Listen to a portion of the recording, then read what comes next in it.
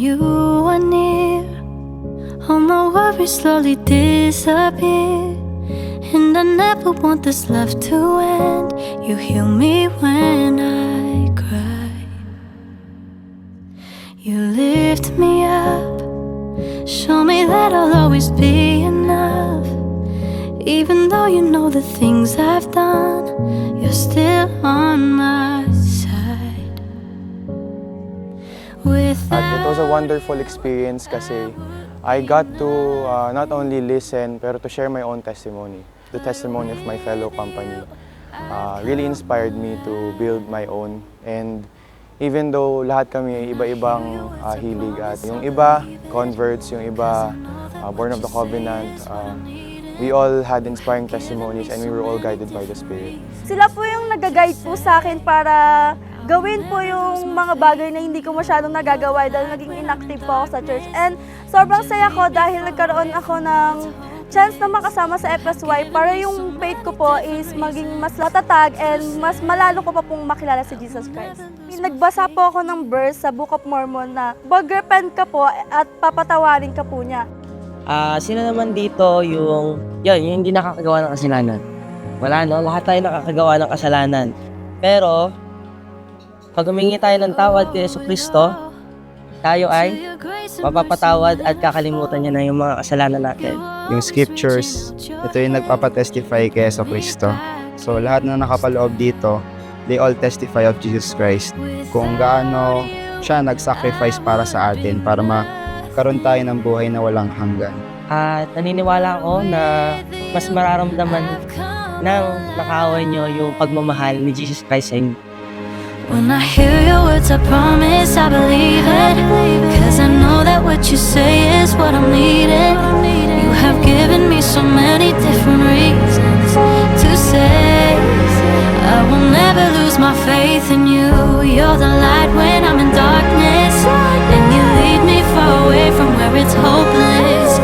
You have given me so many different reasons to say I will never lose my faith in you.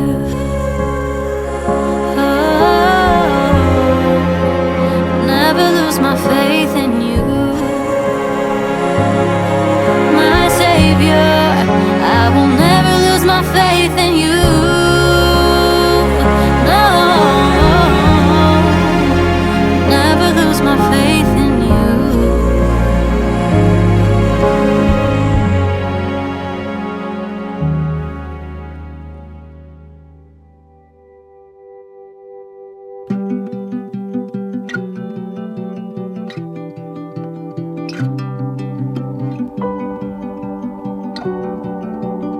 During planning namin for this musical program is nagplan kami na magkaroon ng audition before the FSY para during FSY puro practice na lang kami. Nung papalapit na papalapit ang FSY hanggang sa 2 weeks na lang FSY ay 11 pa lang yung nag-audition sa amin. So yung miracle na nakita namin doon is weeks before FSY ay napuno pa din namin yung 80 persons na goal namin.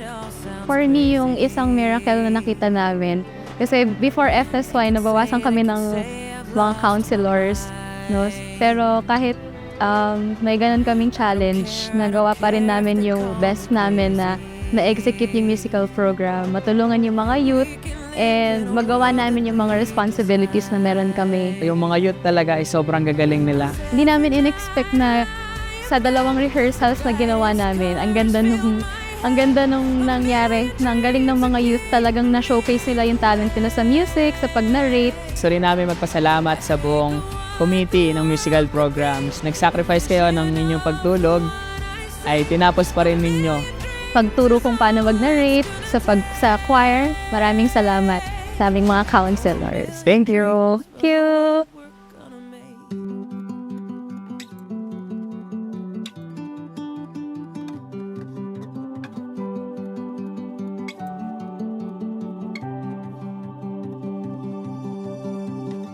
Put Jesus Christ first. No, ito yung sequence. Put Jesus Christ first because your eternal life is dependent upon your faith in Him and His atonement. So kung tayo, brothers and sisters, may faith nga tayo pero wala naman tayong ginagawa, di ba, faith without work is dead. God loves effort, and effort brings reward. You can create miracles. Focus na ba to? 16% na lang ah. Naka-record na ba to? Focus naman. Yun siya, kapasadart, mga viewers natin dyan eh, no? Grabe, grabe, grabe. Today is the 4th day. Uy, wait lang, lumala po yan. Today is the 4th day of the FSY 2K24 Fairview Montalban Session. So ngayon, nandito na tayo sa Forest Pavilion. Paano ito palinawin? Ay, birds, pahawak nga, birds. Ayan, nice one. So, nandito tayo ngayon. Marami silang ginagawa. Meron yung ginagawa rito.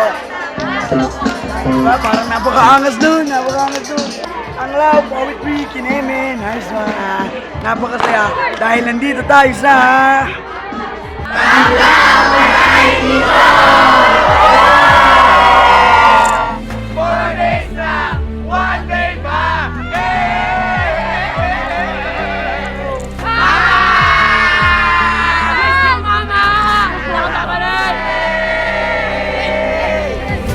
However big, however small, let me be part of it all. Share your dreams with me. We may be right, we may be wrong, but I wanna bring you along to the world I see, to the world we close our eyes to see. We close our eyes to see. Every night I lie in bed, the brightest colors fill my head. A million dreams are keeping me awake. I think of what the world could be, a vision of the one I see.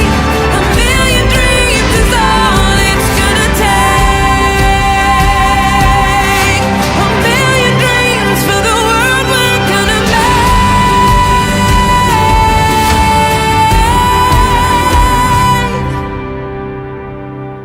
For the world we're gonna make.